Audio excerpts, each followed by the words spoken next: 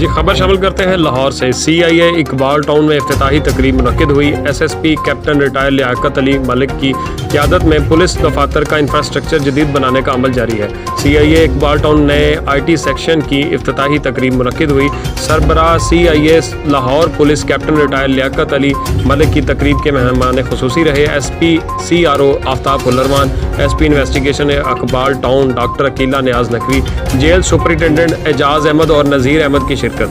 DSP Mohammad Ali Bhatt ने SP SSP captain retire Liaquat Ali Malik को फूलों का गुलदस्ता पेश किया। लियाकत अली मलिक ने इफ्तिताही तख्ती की नकाब कुशाई की, फीता काट कर नए IT सेक्शन का इफ्तिताह किया।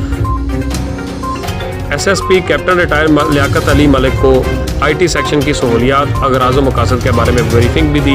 कैप्टन रिटायर लियाकत अली मलिक ने बरवक्त नया IT सेक्शन बनने पर DSP CIA इकबाल टाउन और इसकी टीम को शाबाश और तारीफ़ी सर्टिफिकेट और मुबारकबाद से